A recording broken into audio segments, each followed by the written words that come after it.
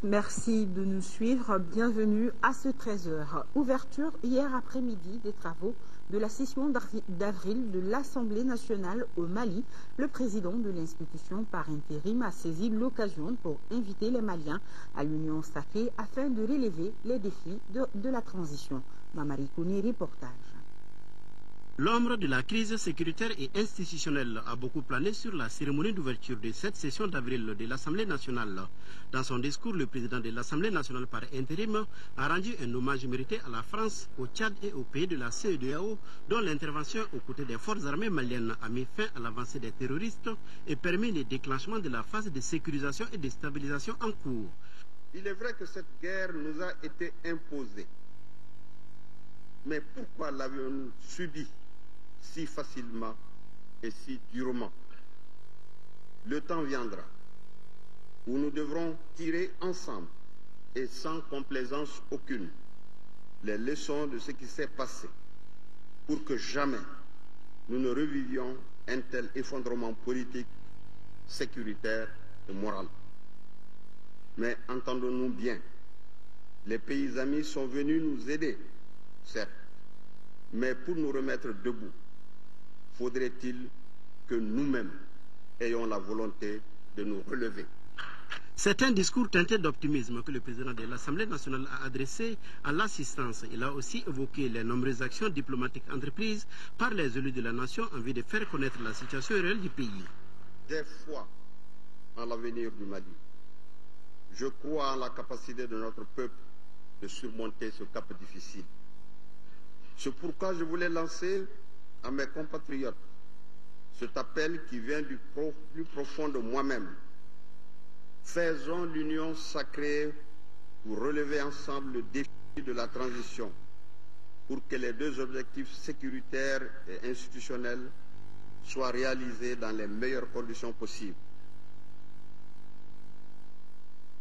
Réussissons les élections envisagées pour le mois de juillet prochain.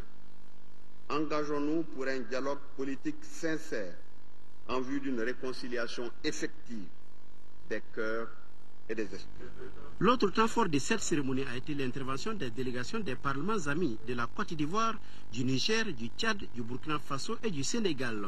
Ces délégations ont exprimé leur soutien à l'Assemblée nationale et au peuple malien. Une marque d'amitié et de solidarité appréciée par les élus de la nation. La coordination des associations de la société civile et de défense des droits de l'homme du Tchad est en visite au Mali. La délégation s'est rendue à Tessalit dans la région de Kidal pour encourager les soldats tchadiens. Ici à Bamako, elle a successivement rencontré les ressortissants et élus du Nord, les associations et coalitions pour le Mali. Adama Koudjo. Les parlementaires tchadiens sont venus remettre au président de l'Assemblée nationale du Mali le message de soutien à notre pays de son homologue Haroun Kabadi. Une visite qui intervient en marge de l'ouverture des travaux de la session parlementaire d'avril. J'ai remis ce message et on a eu d'autres entretiens concernant les problèmes de la sécurité. Les relations entre le Mali et le Tchad sont anciennes. Elles datent de longtemps, ce n'est pas d'aujourd'hui. Et là, si l'occasion maintenant nous a donné de venir ici, parce que ce pays frère connaît beaucoup de problèmes et nous sommes venus pour en discuter avec lui. Les parlementaires tchadiens accompagnés par leurs homologues maliens se sont aussi rendus au chevet de la quarantaine de blessés de guerre maliens et tchadiens à la polyclinique des armées et à l'hôpital de Kati. On a trouvé nos compatriotes disposant d'un moral d'acier. Ils sont très braves et puis on a discuté avec eux. Et on les a encouragés. Et vous savez, c'est une épreuve dans la vie. Ça va passer. Et puis, ce qui est important, c'est qu'ils ont sauvé l'honneur et du Tchad et de l'Afrique. C'est un devoir dont nous nous sommes acquittés en tant qu'élus, de venir voir les blessés maliens et tchadiens, en fait africains. C'est des jeunes soldats, de braves jeunes soldats qui ont une claire conscience de leur mission, qui sont blessés, des blessés de guerre. Mais franchement, j'étais personnellement très ému et très fier de voir ces jeunes-là qui ont accepté de donner leur vie, leur sang pour sauver le pays. Selon le directeur de la polyclinique des armées, la prise en charge des patients se déroule sans problème. Nous avons un total de 12 malades tchadiens actuellement hospitalisés ici. Sur les 12, il y a à peu près 6 qui sont aptes à retourner sur le terrain. Et les autres, ils vont bien également, mais c'est des maladies de longue durée. Vous savez qu'une fracture, ça consolide en 3 à 4 mois. Le Tchad est au premier rang de l'appui militaire apporté à notre pays dans sa lutte contre le terrorisme. Direction Béra, en Mauritanie, où près de 85 000 Maliens ont trouvé refuge. Une délégation du collectif des élus du Nord a rencontré les leaders des différentes communautés réfugiées. Nos envoyés spéciaux sont Mohamed Diarra et Adama Diakiti. Le Mali a besoin de tous ces fils pour le rebâtir. C'est l'une des principales raisons de la visite des élus du Nord dans les camps des réfugiés. Nous sommes ici à Bassikounou, 20 km du camp de Béra et à 1400 km de Nouakchott. Pour y arriver, c'est un véritable parcours de combattants. Le jeu emballait la chandelle puisque les élus du Nord sont venus voir dans quel état d'esprit nos compatriotes se trouvent. Et par la même occasion, ils livraient des messages d'espoir. Le message des élus qui est celui de préparer non seulement un retour, mais un retour pour la réconciliation, un retour pour la paix, un retour dans vraiment la communion des esprits. C'est donc parti pour 4 heures d'échange à bâton rompu. La question qui taraude les esprits, ce sont les informations sur les cas d'exaction dans le Nord. Ce que nous demandons à l'État malien, c'est de comprendre que tout le monde n'est pas rebelle, tout le monde n'est pas apatride. Que toute cette population qui est en Barra aujourd'hui, c'est des paisibles populations qui ont choisi l'exil parce qu'ils ont peur des exactions. De la discussion, jaillit la lumière, dit-on couramment. Les visiteurs étaient obligés de troquer leur casquette d'élu contre celle du psychologue doublé de diplomate pour convaincre nos compatriotes. Certains sont prêts à retourner au bercail, mais ils posent des préalables. Il faut qu'il y ait de l'ordre dans la vie politique du pays, un retour à une vie constitutionnelle normale. Ce n'était pas vraiment notre souhait de quitter notre pays et d'être réfugié dans un pays étranger. Et le Mali est un pays très cher pour nous. Mais la seule condition qui pourrait nous faire retourner au Mali aujourd'hui, c'est qu'il faut un dialogue général entre toutes les communautés du nord du Mali. Vous voyez donc qu'eux-mêmes réclament qu'à leur retour, il faut dialoguer entre nous. Et c'est pour cela que nous avons dit la dernière fois, Monsieur le Président de la République du Mali, par intérim, faites vite, mettez cette commission, mettez-la à l'œuvre. Les hommes attendent, les populations attendent pour qu'elles puissent parler entre elles. Si certains réfugiés maliens prêtaient un moment une oreille attentive à la sirène des séparatistes, aujourd'hui la réalité est tout autre. Le Mali reste un et indivisible. Nous, on n'a jamais été contre un Mali un et indivisible, mais un et indivisible, ça a un sens. Un pour tout le monde, indivisible pour tout le monde. Il faut que les gens soient égaux dans le Mali un et indivisible. La mission aura donc été bénéfique. Les uns et les autres se sont dit les 4 vérités. Et cela afin d'écrire une nouvelle page de l'histoire du Mali. Save the Children met l'accent sur l'éducation, l'hygiène et l'assainissement dans la région de Sikasso. Dans ce cadre, l'organisation vient de réaliser plusieurs infrastructures dans les villages de Facheribougou et de Dadoumabougou. Adama Kamara et Ramata Konate nous en disent plus. À Fachoribougou, localité située à 25 km de Sikasso, presque tout est mis en œuvre pour favoriser l'éducation des enfants. Réalisation d'un château d'eau à la cour de l'école, création d'un centre de développement de la petite enfance CDPE et celle du centre Samogoya pour l'alphabétisation des adultes. Anatou Koulibaly suit avec intérêt les cours au centre Samogoya. L'élève de la classe moyenne a acquis des connaissances. Quand je suis venu ici, j'ai appris beaucoup de choses. Même au cours des routes, les plaques qui sont là, je peux les lire, je peux faire ce que je veux, écrire ce que je veux. Je peux lire tout ce qui est écrit en langue nationale Bamanankan. Je profite aussi pour aider mes enfants qui sont au jardin, les appuyer à la maison. C'est un comité de gestion dont les membres ont été formés en activités génératrices de revenus qui s'occupe du fonctionnement de ces infrastructures socio-éducatives. On a donné un fonds Et actuellement, nous avons acheté du gingembre qu'on garde. Et quand on vend, les bénéfices servent à acheter les petits matériels, comme la craie, les ardoises et autres pour les jardins d'enfants. Cette initiative pourrait être un début de solution pour la pérennisation des actions de développement au profit des 1297 habitants de Fachori-Bougou. Juste à 2 km de ce village, plus précisément à Dadoumambougou, il existe les infrastructures similaires. À la différence du premier, le second a été certifié l'an dernier, village propre parmi les 10 localités en compétition. Autre spécificité de cette zone, le système de parrainage dans lequel existe une correspondance entre les 120 élèves de Dadoumambougou et les enfants américains, italiens et sud-coréens. Et le projet porte déjà fruit. Remise d'attestation à l'artiste Bassekou Kouyaté. L'enfant prodige du Ngoni porte le flambeau du Mali hors de nos frontières, mais la reconnaissance vient de son village natal. Une association de jeunes vient de lui attribuer une attestation de reconnaissance pour ses actions menées à travers le continent. Écoutons le président de l'association, Mamadou Silla, puis l'artiste Bassekou Kouyaté.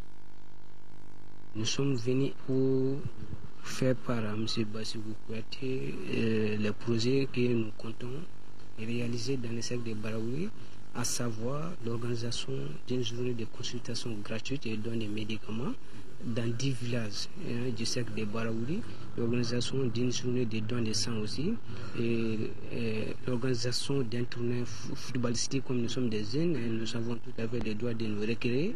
Donc, en substance, c'est ce qu'il fallait retenir sur la semaine que l'association vient organiser dans le cercle de Baraouri. Donc, M. Kouyaté étant un bailleur de fonds pour nous très substantiel, donc il fallait venir vraiment lui faire part de ça et les remercier au nom de tous les cercles de Baraouri pour le travail abattu pour le développement du cercle de Baraouri. Je suis très content de cette association, surtout avec les réceptions des jeunes de Baraouli. Donc, j'ai vu ce qu'ils ont fait. Ils ont fait beaucoup de choses pour notre commune. Ils ont fait beaucoup de choses pour la région de Sékou. Donc, c'est une fierté pour moi aussi. Je suis à leur disposition. Tout ce qu'ils veulent, quand ils demandent quelque chose, il n'y a aucun problème. Je suis très content, surtout avec les réactions. Je suis très content. C'est une fierté pour moi aussi. Je n'ai rien à dire. Franchement, c'est bon. Ça m'encourage beaucoup de travailler toujours pour mon pays et ma commune. De ce journal est consacré à la création de cabinets de soins médicaux. Pour avoir son cabinet, il faut disposer d'un agrément ou d'une licence, des critères qui ne sont pas toujours respectés par certains promoteurs. Le point de vue de la population par rapport à la qualité des services des cabinets de soins est aussi mis en évidence dans ce dossier signé Adama Koudjou. Depuis environ 2 décennies, notre pays connaît une prolifération sans précédent de structures privées de santé. Parmi ces structures, les cabinets médicaux qui ont pour mission essentielle la satisfaction des besoins en soins des patients. Au même moment, beaucoup de questions restent posées quant à l'efficacité des services rendus par certains de ces centres de santé privés. Très honnêtement, il faut avouer que le besoin est là et que la santé est un bien très précieux. Nous devons mettre beaucoup plus de sérieux dans la création de ces cabinets de santé. Dans certains cabinets, je ne sais pas qui est médecin, qui est infirmier, qui est aide-soignant. Bon, c'est là le problème. Il faut vraiment un suivi correct du gouvernement par rapport à ce détail. La prolifération des cabinets privés rapproche les patients des structures de santé. Cependant, l'accès aux soins est une préoccupation majeure. Il faut parler de la question des prix. Parce que les citoyens lambda n'ont pas, bien sûr, les moyens de se payer la facture dans les cabinets privés. Il suffit d'avoir une chambre, mettre une chaise et puis un petit lit pour dire qu'ils ont ouvert un cabinet. Ça, c'est pas du tout bon. C'est pas du tout bon. Et puis, ils font des ordonnances kilométriques à des pauvres gens. Pour les membres de l'Association des médecins libéraux du Mali, le travail bien fait au bénéfice des patients est une priorité professionnelle, une priorité déterminée par l'éthique et la déontologie. On pense aujourd'hui que les médecins libéraux, c'est des commerçants, on n'est pas des commerçants. Il n'y a aucune différence entre moi, médecin libéral, et médecin dans une structure étatique, c'est-à-dire au Gabriel ou au Point G. Non, aucune différence. Nous sommes tous des Maliens. Nous avons reçu la même formation. Et d'ailleurs, moi, je dirais que de notre côté, nous avons plus de responsabilités. Parce que nous, notre responsabilité sur le plan éthique et déontologie, sur le plan texte, est directe. Je voudrais dire qu'il y a des textes qui nous régissent. Il faut se conformer aux textes pour se mettre à l'abri. Et c'est obligatoire. Le privé et le public, il y a une grande différence. Il y a beaucoup de taxes qui nous sont imposées.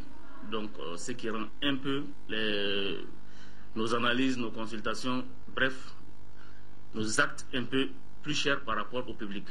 Mais on essaie de faire notre mieux quand même pour que la plupart de la population puisse accéder à nos soins. La création d'un cabinet médical nécessite une autorisation des services en charge de la santé. Et pour ce faire, le médecin est appelé à respecter un certain nombre de critères. Il faut obligatoirement l'agrément. L'agrément d'exercice privé d'avoir de la médecine, de la santé au Mali. Donc à côté de ça, tu vas fournir la liste du matériel que tu dois mettre à l'appréciation de l'ordre et du département. Nous avons aussi le contrat de notoriété. Généralement, les jeunes qui s'installent, ils louent des maisons à usage d'habitation pour les transformer en structure de santé. Donc il faut un contrat de bail. À cela s'associe la liste du personnel, parce qu'il faut un personnel minimum requis. Et il faut aussi la copie et l'agrément et puis le contrat de travail avec les différents personnels que tu vas employer. Mais en plus de cela, il faut aussi l'agrément. Si tu vas travailler en collaboration avec d'autres médecins, il faut leur agrément dedans. Mais si tu vas travailler avec des infirmiers, les infirmiers aussi doivent avoir un agrément d'exercice privé de la santé. Donc tout cela est corrélé par le rapport de visite technique. Au Conseil national de l'ordre des médecins, l'on est conscient de l'existence des cabinets privés qui ne répondent pas aux normes. C'est pourquoi l'ordre se mobilise en vue d'assainir le secteur. Que ceux qui ne sont pas, ceux qui ne se mettent pas une fois, deux fois, qui ne se conforment pas à la législation, en ce moment, les mesures peuvent être là. Parce qu'on va leur donner des lettres d'avertissement. Les sanctions sont là. Les sanctions sont là et de façon graduelle. Donc on va leur donner des lettres d'avertissement. S'ils ne se conforment pas à cela, donc on va les demander de fermer, même si c'est temporaire. Et s'ils ne se conforment pas à cela, donc on sera obligé de faire appel à l'autorité judiciaire, donc qui nous aidera à fermer ces cabinets. Pour l'efficacité des services privés de soins, déjà une opération de recensement des cabinets médicaux est en cours. Elle permettra à notre pays de se doter d'un répertoire fiable.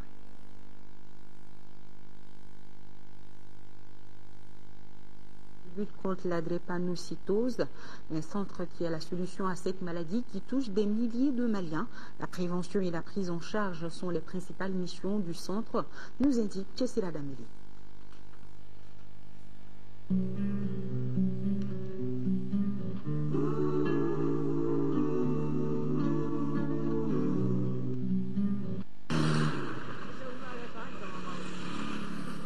C'est ici, à quelques mètres de l'entrée de l'hôpital du Point G, que se trouve depuis 2010 le centre de recherche et de lutte contre la drépanocytose. Il est l'aboutissement des efforts de l'État dans le combat pour la prise en charge adéquate des malades de la drépanocytose. Cette maladie génétique est présente chez 1% des enfants qui naissent chaque année au Mali, soit entre 5 et 6 000 naissances de drépanocytaires par an. Avec la création de ce centre, c'est tout un espoir qui est donné à tous ceux qui vivent avec cette maladie du sang. Depuis l'ouverture, donc, on fonctionne selon une médecine préventive. Ça consiste en quoi? Ça consiste à enregistrer les malades et à les suivre régulièrement tous les 2 ou 3 mois en fonction de l'âge, pour faire en sorte qu'on puisse détecter très précocement les complications. Et les consultations sont ouvertes aussi pour des malades qui, entre-temps, ont fait des complications pour être hospitalisés. Donc, volet préventif, volet prise en charge des cas aigus. Et l'hôpital de jour est ouvert de 7h30 pratiquement jusqu'à 20h pour recevoir ces cas aigus-là. Donc au jour d'aujourd'hui, on est actuellement à plus de 2000 malades répertoriés dans le centre et qui sont suivis régulièrement tous les 3 mois dans le centre. La drépanocytose ou anémie falciforme n'est pas bien connue du grand public. C'est pourquoi dans les couples, les conjoints peuvent souvent se rejeter la responsabilité d'être la cause de la maladie chez leur enfant.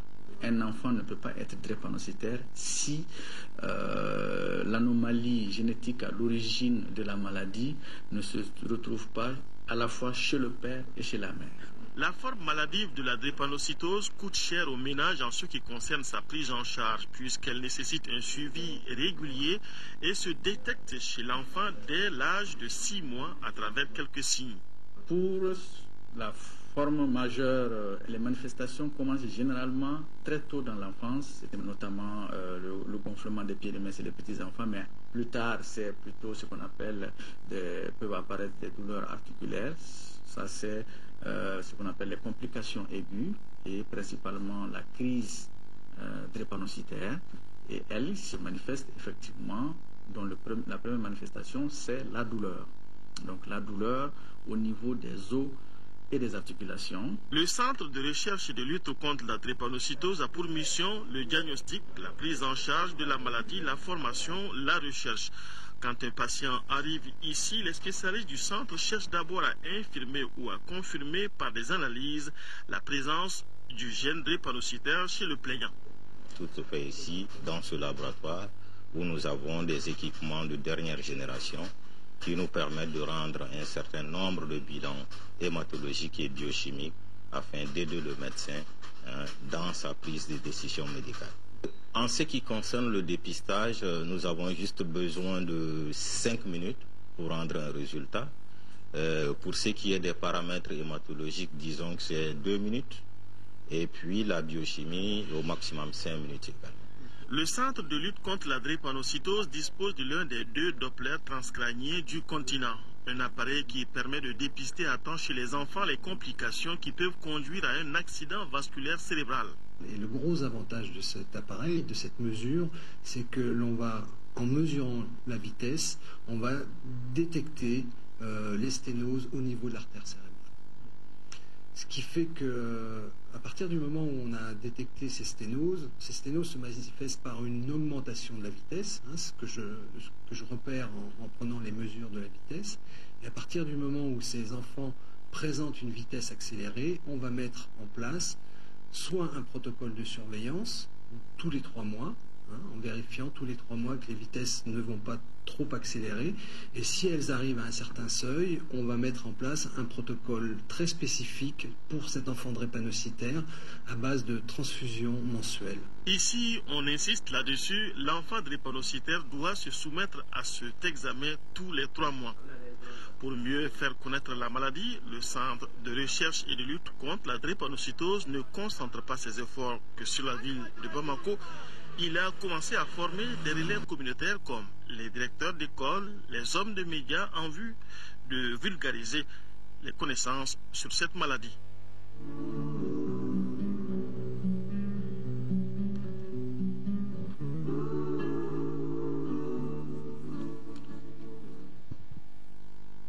Voilà, c'est tout pour cette première édition du jour. La grande vous sera présentée par Rasseta Ibrahim Maïga à 20h.